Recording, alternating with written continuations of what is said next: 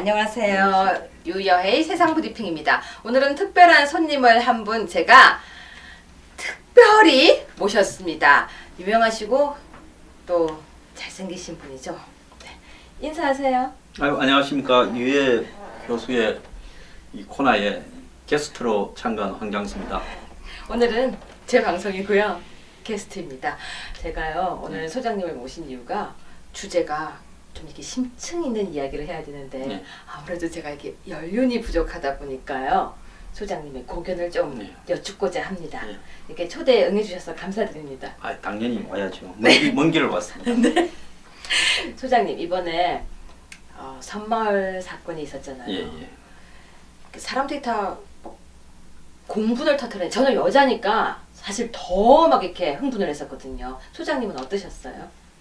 좀 쇼킹했죠. 이제 한국 사회가 이 상상할 수 있는 모든 것을 넘어서서 네. 거의 상상도 불가능한 범주까지를 현실화시키는구나. 네. 이렇게 생각을 했습니다.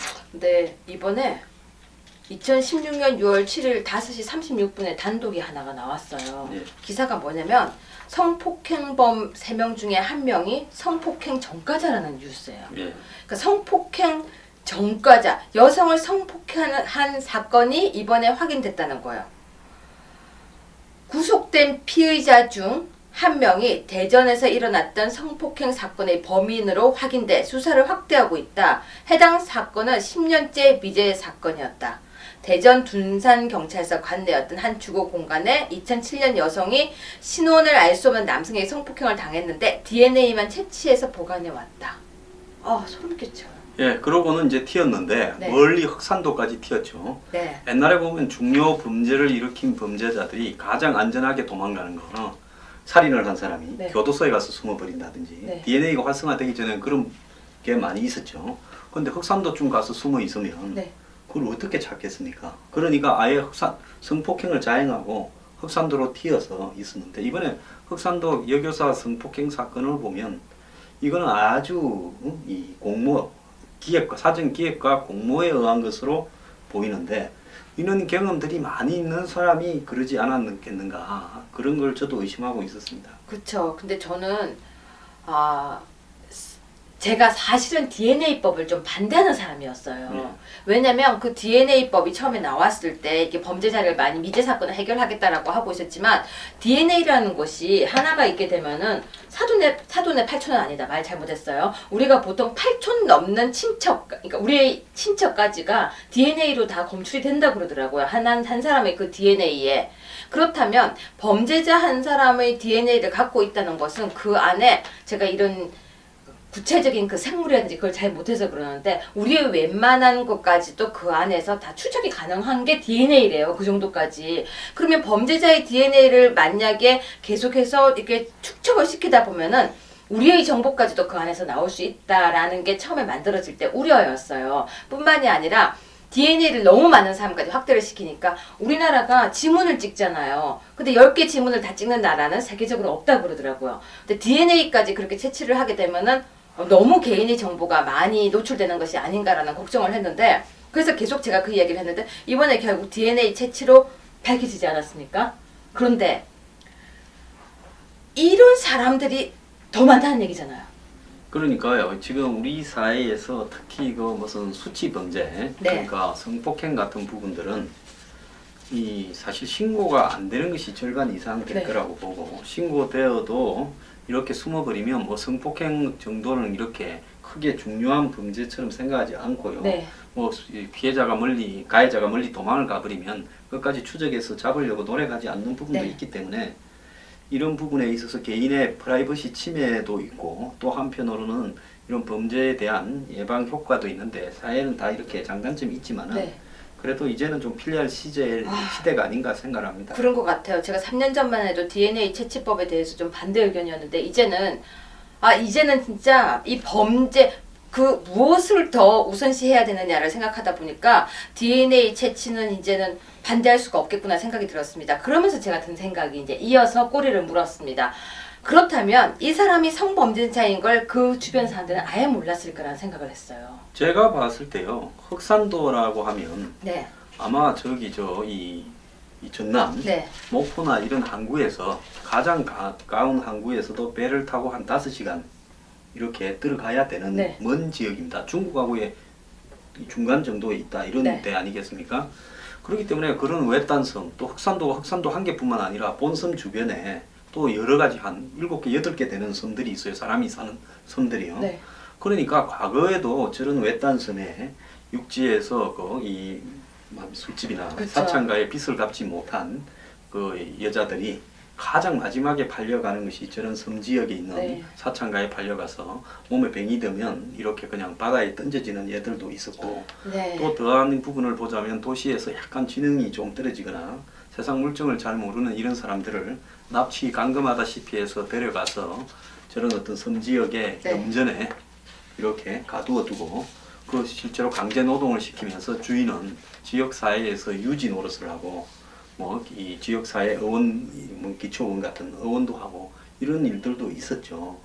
그러니까 이런 섬 지역이 외딴 섬 지역이 인권의 사각지대에서 그러다 보니까 범죄자들도 거기에 숨기가 좋았겠죠.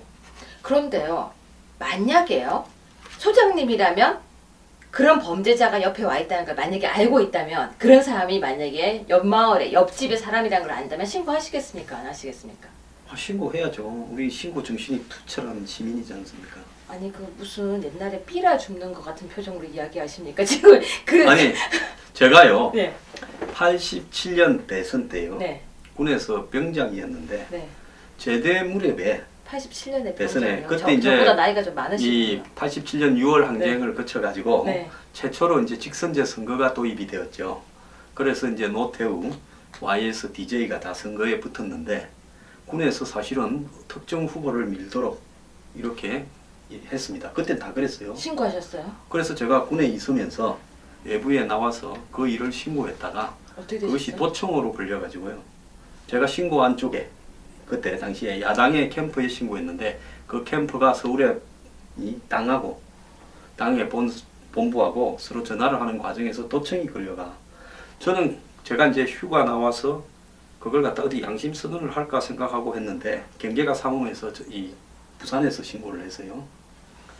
그랬는데 제가 이제 그 신고를 하고 나는 그날까지 기대 날짜기 때문에 뭐 누가 알겠냐 하고 부대로 기대하는데 부대 안에서는 이미 사병대를 다 모아놓고 평소에 저의 행적을 물었고 이제 저를 잡으러 우리 집, 역, 터미널에 다 출동을 했는데 저는 그것도 모르고 부대 위병소에 가서 기대 신고합니다 하는 순간에 옆에서 총이 탁 이렇게 들어오더만은 집자에 태워져서 강제로 실려가서 고생을 좀 했죠. 그래서 제가 기지가 있어서 또 카드가 하나 있었기 때문에 소장님 그건 20대 때 얘기 빠져나갔죠. 아니에요? 20대 때죠. 저도 그래서 이런 공익 신고를 한번 해본 적이 있다.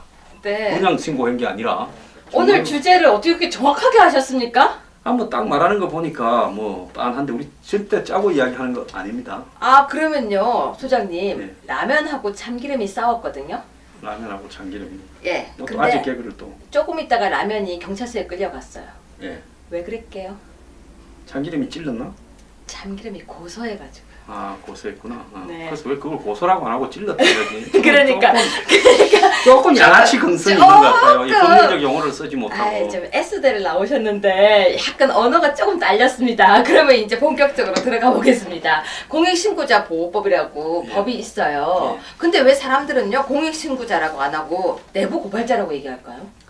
한국 사회에는 패거리 문화가 익숙하지 않습니까? 방금처럼 고소라고 안 하고 찔렀다는 것과 예, 쓰는 것과 찔렀다. 같은 이치죠. 네, 나도 그렇게 전염돼 있네. 그러니까요. 방금 찔렀다라고 네. 이렇게 기가 막히게 쓰시다니. 그래서 그 영어로는 이런 이 공익 제보하거나 내부 네. 제보자를 딥 스로터, 네. 이 깊은 목이라고 이 딥 스로트라는 표현을 쓰죠. 네. 그래서 이런 어떤 한국의 뭐 비리가 부패가 워낙 곳곳에 깊기 때문에 이런 어떤 부분에 대해서 내부인이면서도 그걸 갖다가 해결할 수 있는 기관에 제보하는 일들이 가끔 있었죠. 네. 근데 그런 분들 중에서 끝이 좋은 분들이 다 없이 조직에서는 배신자로 낙인 찍히고 한마디로 나중에 직장을 그만두게 되고 네. 불행한 일을 많이 겪었고요. 정부도 그 사람의 신원을 보호해 주려고 노력을 하는 부분도 약했고 또 공익 제보를 한 사람에게 자신의 일을 그만두더라도 최소의 보상을 해주는 이런 부분이 없었단 말입니다. 제가 봤을 때는 국가 시스템이 공익 제보를 원하지 않지 않았나 생각을 하는 거죠. 그럼에도 불구하고 참 희한한 건 그런 이상적인 내용이 법으로 만들어져 있는 거예요. 네. 공익신고자 보호법이라고. 예. 법이 정말 이렇게 잘 만들어질 수가 없어요. 신고한 사람에 대해서 보호도 할 수 있게 되어 있고 보상도 할 수 있게 되어 있고 그렇게 법이 되어 있는데 왜 우리는 단어는 공익신고자라고 쓰지 않고 내부 고발자라고 쓰는지. 분명히 법은 뻐젓이 공익신고자로 쓰고 있고 공익신고자 보호법이라고 되어 있는데 내부 고발자라는 단어를 더 많이 쓰고 있거든요. 이게 내부 고발자라면 내부에서 뭔가 왕따를 당하거나 사람이 좀 모자라서 네. 내부에서 따돌림을 당하다가 욱해서 찔른 사람처럼 이렇게 들리고 네. 공익신고자라는 것은 그 사람이 그런 신고를 함으로써 사회적으로 엄청난 이득을 그러니까 이 경제학적 용어로 후생을 극대화시키는 데 기여했다. 이렇게 평가되는 부분에서는 보는 시각에 따라서 상반되는 부분이 있지 않겠습니까? 소장님은 다시 만약에 20대 군대로 돌아간다면 그래도 다시 전화를 하시겠습니까? 제가 이게요. 그래갖고 집차에 타고 이렇게 네. 이제 네. 부대 본부로 끌려가는데 우리가 그 산악사령부라 가지고 한 4-5km 가야 돼요. 네. 집차 안에서 내가 계란 짓을 했지 하고 아니야 여기서 소신껏 해서 하는 네.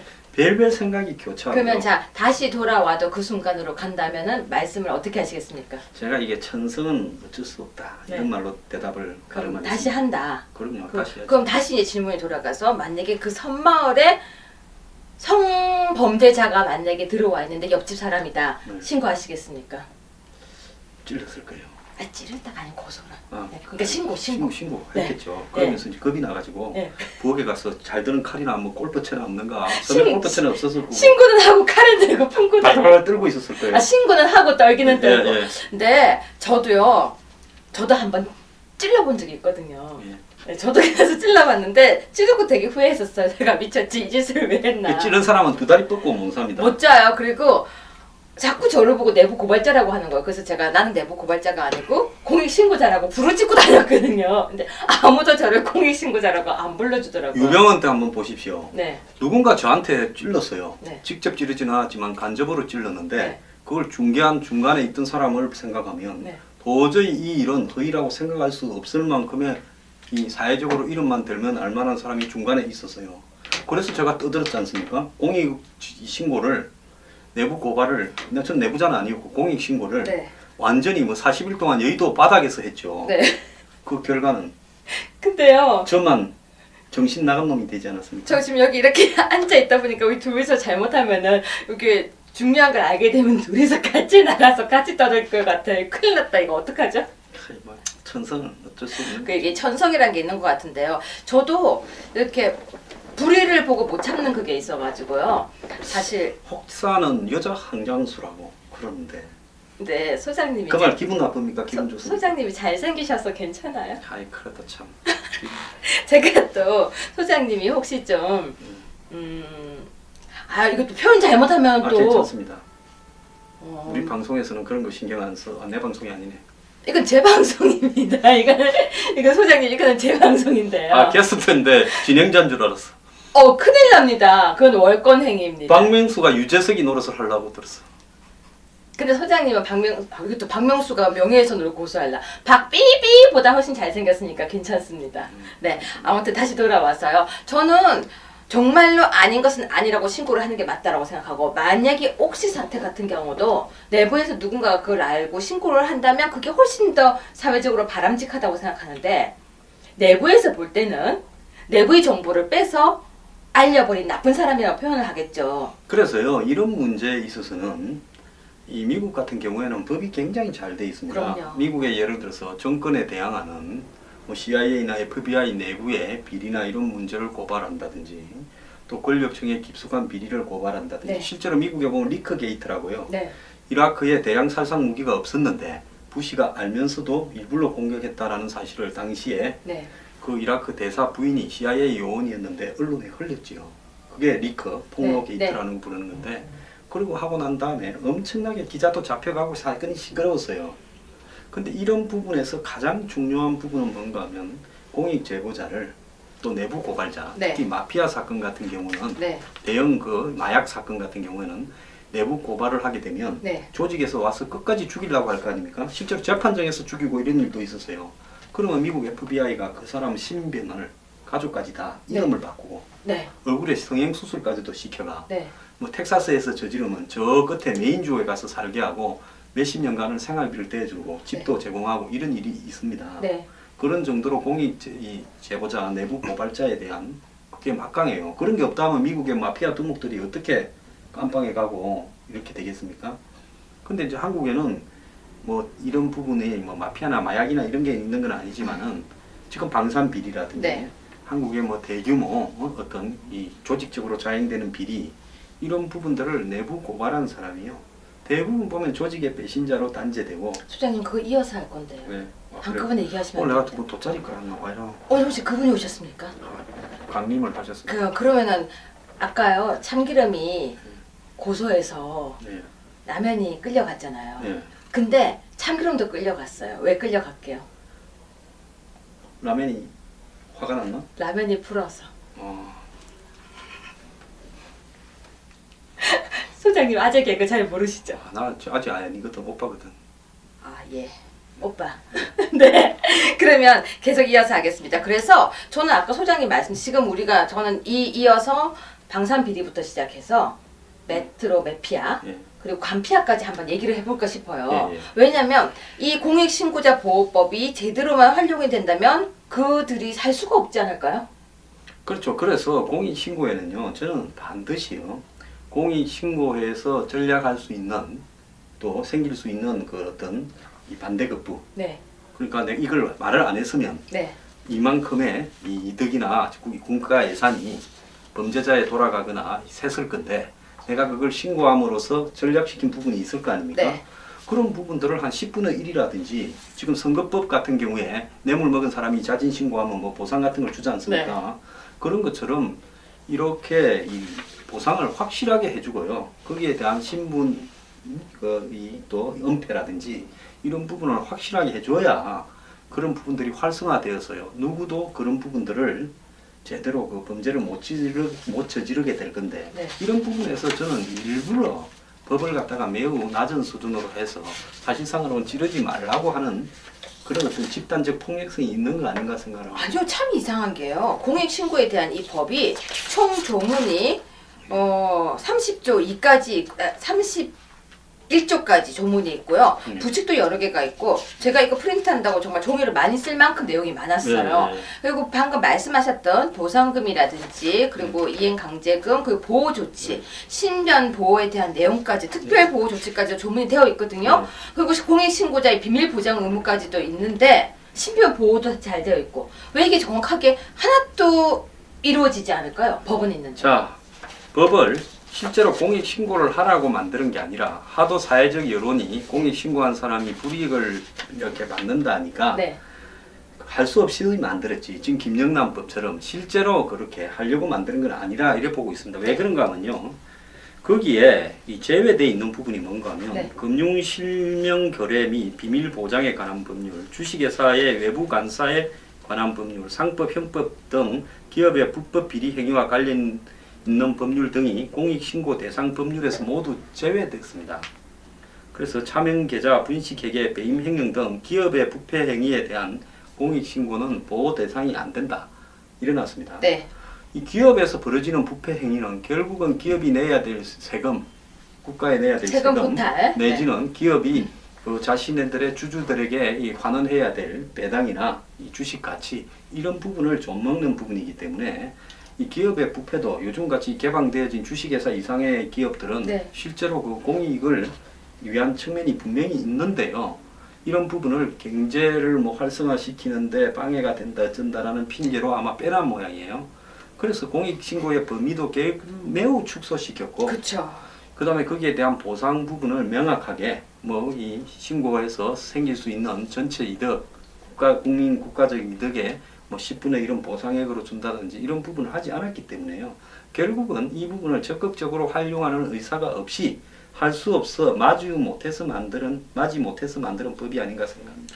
맞습니다. 이번에 혹시 포천시장 예. 성추행 사건이 있었습니다. 예, 예. 근데 그 성추행 사건 때문에 국민소환법을 발동시켜가지고 예. 국민소환에 의해서 이제 막 이렇게 국민투표를 했대요. 예, 국민. 예. 네네. 했는데 이 소환법이 또 문제가 많은 거예요. 예. 그래서 정말 법이 보여주기 위해서 만들었구나라는 생각이 들었는데요. 이제 이어서 잠시 쉬시고 이어서 정말 본격적으로 왜 공익신고자법이 전혀 쓸모가 없는지까지 해주실 수 있으시겠습니까? 예. 네, 그러면 소장님 예. 있잖아요. 아까 예. 사고가 나는 걸 보고 구경하던 김밥도 잡혀갔어요. 그 김밥은 또 뭔 죄를 저질렀노? 말려들었어. 아, 말려들었어. 네. 하여튼 말려들고 고소하고 좋아하는 사람은 물리해야지. 네, 그럼 인사하고 이어서 계속 할까요? 네. 네, 감사합니다.